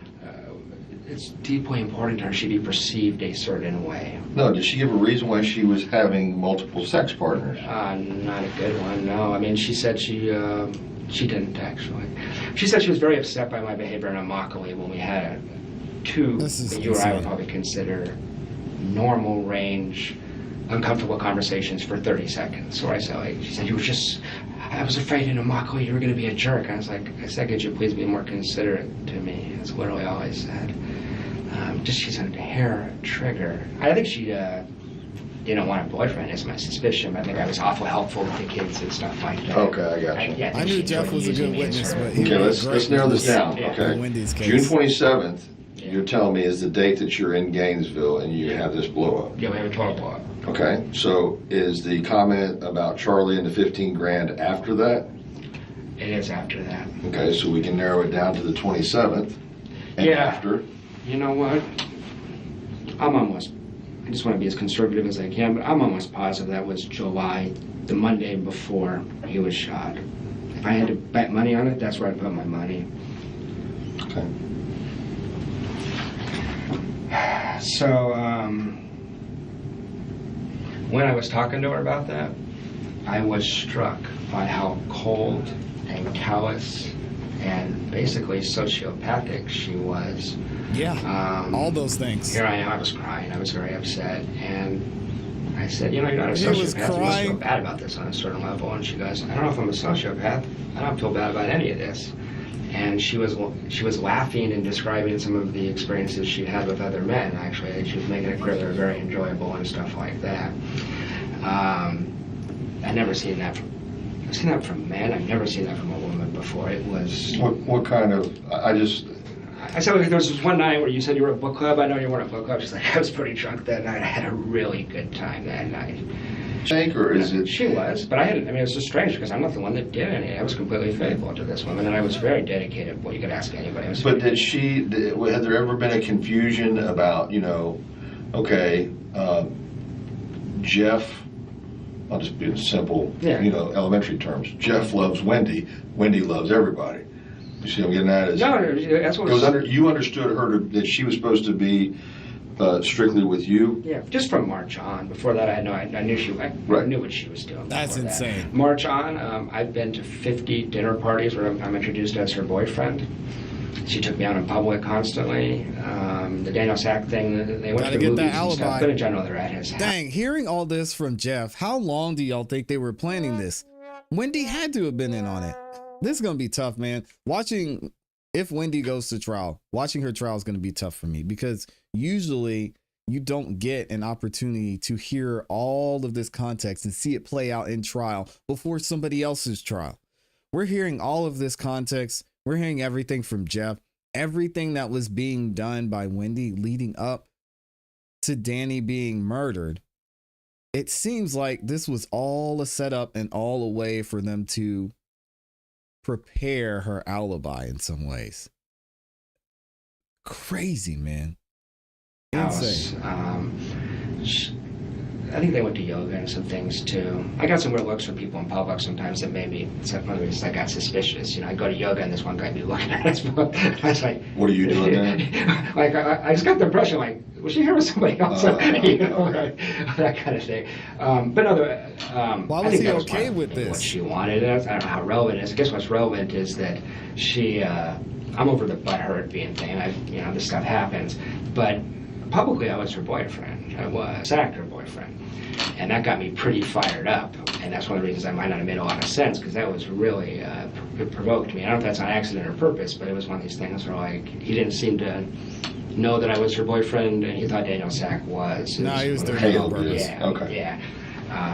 Well, I'm going to be quite honest. My understanding was Sack was before you and her hooked up. Yeah, then she went back to him after spring. But I thought he went west or north or He's in something. Massachusetts, and he left in late May. So there was 2 months there where Oh, I thought he'd been gone way before that. No, he was... May of 2014? May of 24. May 20th, 2014 is when he left. Do you know that for a fact? Yeah. I got something that sounds conflicting to it. May 20th of 2014? Yeah, May 20th or 21st, it was on his Facebook page that he left Tallahassee that day. Okay. And, no, I know when he was having sex with him in March, April, and May. Yikes. Sack went to Massachusetts. Amherst, University of Amherst in Massachusetts. And the coffee shop thing was May around that same time. I'd have to look up the exact date, but it was that same Just week. prior to? Well, I walked in on him having a goodbye coffee together. Oh, He was goodbye leaving- coffee, He was leaving. okay. He was leaving town the next day. Oh, And that's man. one of the things I was saying when I was talking to Investigator Hale is if men obsessed with Wendy are suspects, you can't trust her to tell you the truth about that. I mean, this is a woman who was separated from Danny, had that boyfriend Miguel, and in a deposition lied and said, I'm not seeing anybody. And it's a licensed lawyer who will lie to the court. So that's her narrative to the public, by the way, is that Daniel and I saw each other in the fall, and then that was it. That's not, Say again, please. that Daniel and I dated in the fall, and then in the spring, her and I had a conversation January 10th, and she told me, like, let's see more of each other, and then as of March 1st, I'm her boyfriend. That's not what happened. She just saw him continually. Wow. Give me a minute here. Yeah. You need something? If you have water, I'm Yeah, going to dry yeah. mouth. I'd appreciate it. This is where Amy said, he says, I love you, Jeff. What's with all these crazy people, man?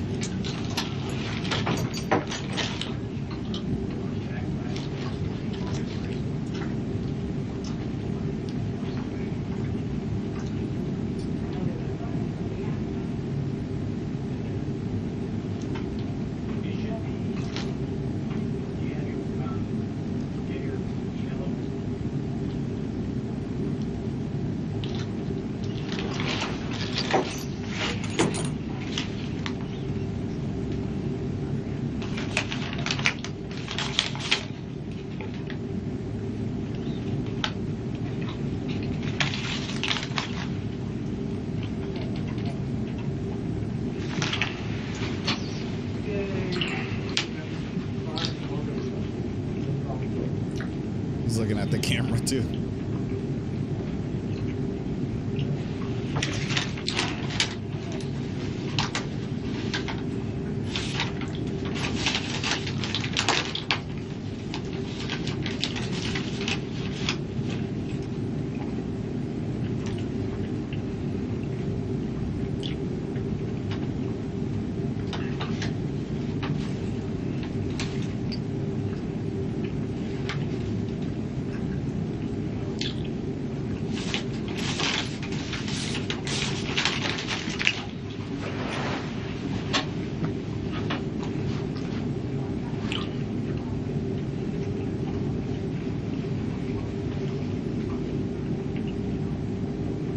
I'm waiting for it.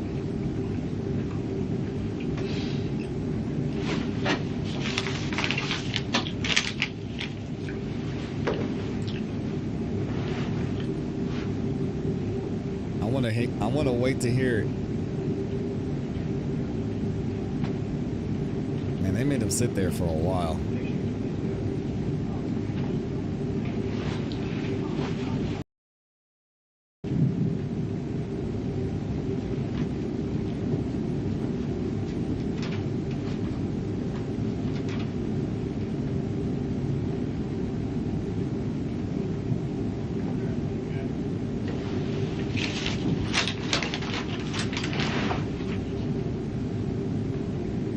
Jeff, it appears that he had a feeling Wendy was in on it. For sure. All right, let's just skip ahead. I don't know if he's going to say it or not.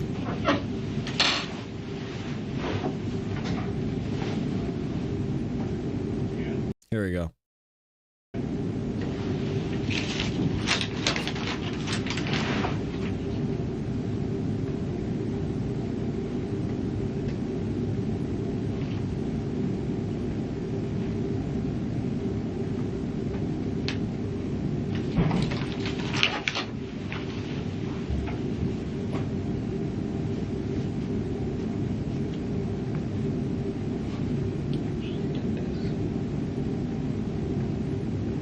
He's talking to himself.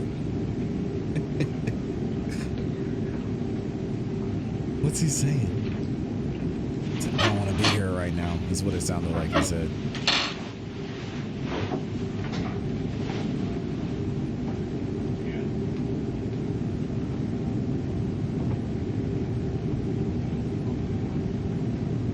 Here we go. Thank you so much. Try not to spill that. He said she did this. Okay. It was her.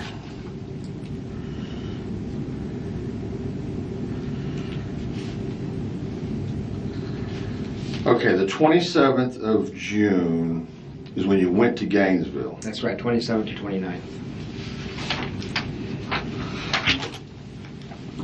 All right, 27th through 29th, you're in Gainesville. Mm-hmm. You see the planner.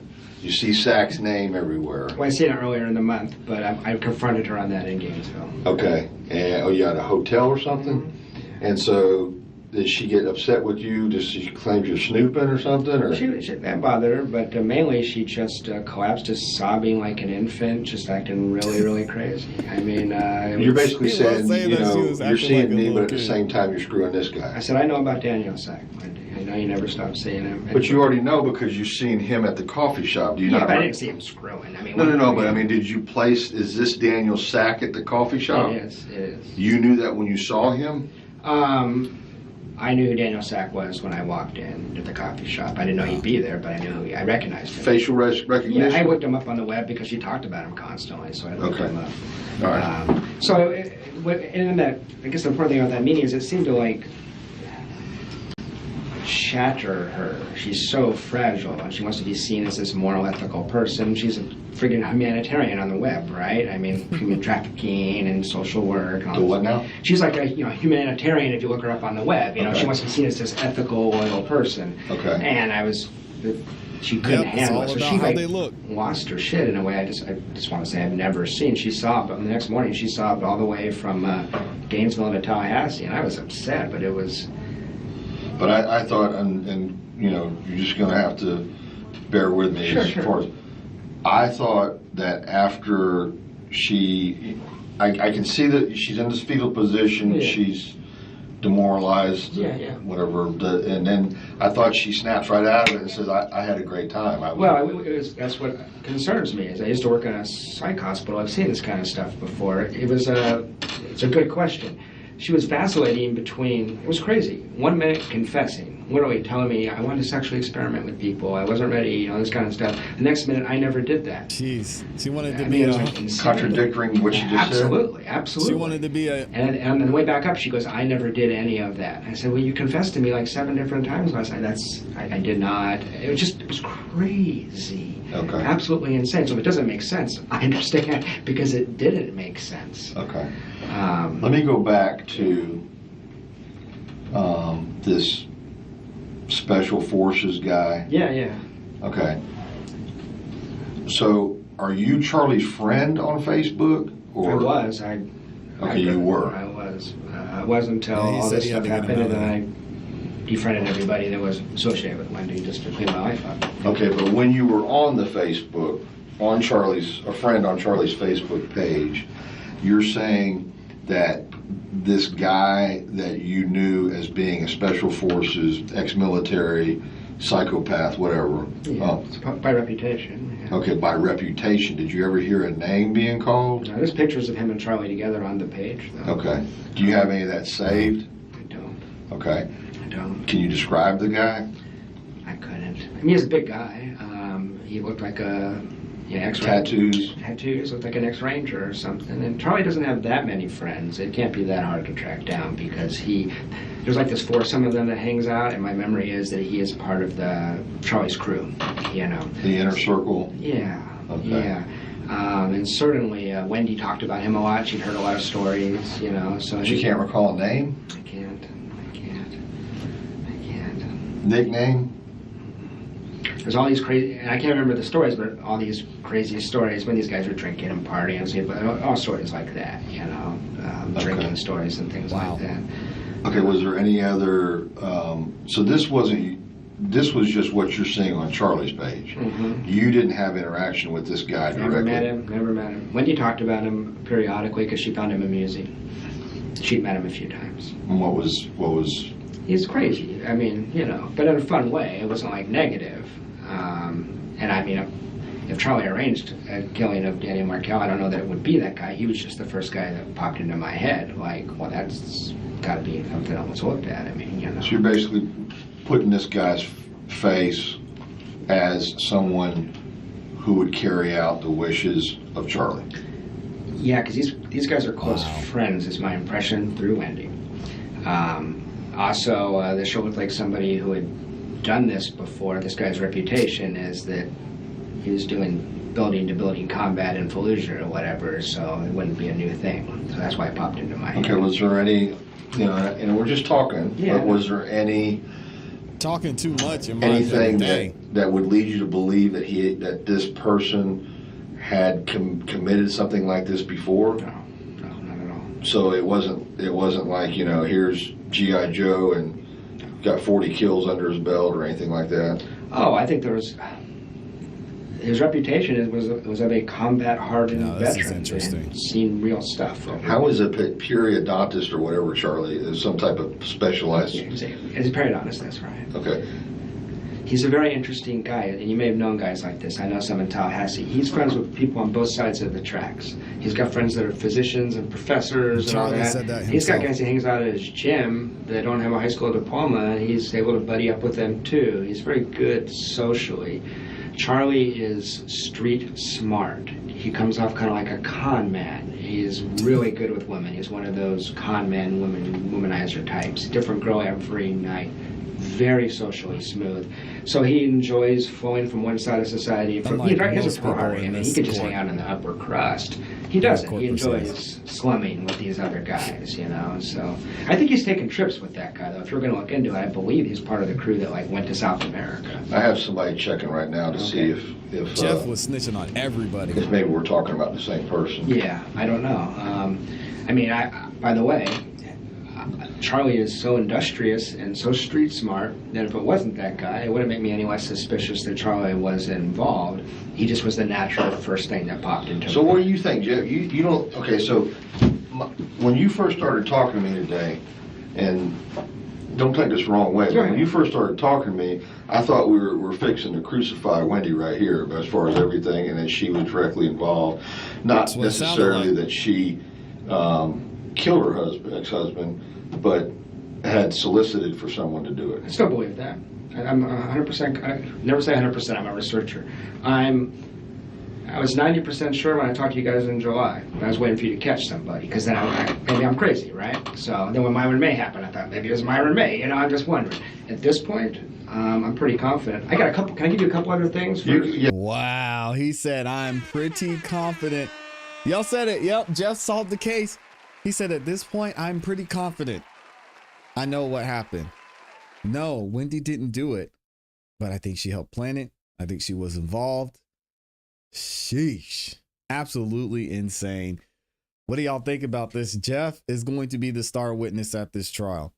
I'm sure we'll hear from Charlie at some point if it happens. I'm sure we'll hear from Katie. We'll hear from Donna, maybe even. Hey, yo. Woo. But this man, he's over there singing, and he's got a lot of information that he saw. You're looking at the star witness in the Wendy Adelson trial. If it comes down to that, let me know what y'all think in the comments and in the chat. Shout out to the gang, man. And Dottie up in here, minute A on her math test. Look at her go. Shout out to Dottie. I love you. Appreciate you being here. Super proud of you as always. Congratulations to Amazing Grace in there. Getting an A on her test. Nobody's surprised. Definitely proud. Super proud of you, Grace. Way to go. Let me see. Did I have a couple super chats that I missed? I think I got everyone. No, I got Amy with the cake. Oh, we've got shout out to Love Curly Hair in here. Says, I feel so bad for the children in this mess. Thank you. First of all, thank you for the super chat, Love Curly Hair. And thank you for saying that. I've said it multiple times as we went throughout the Donna Adelson trial and as we've been covering these additional, this additional insight after the trial. Nobody's talking about these poor boys. They've already lost an uncle. They've lost their father. They lost their grandmother. Depending on what goes on, could they lose their grandfather? Could they lose their mother? Dang. It's so sad, man. And they're going to be able to see all this, guys. When you type in Wendy Adelson, my channel is going to come up. Emily Baker's channel is going to come up. Who else has been covering this? Law and Crime's going to come up. Court TV is going to come up. Those are the first things they're going to see when they type in even W Adelson or D Adelson or H Adelson or C Adelson.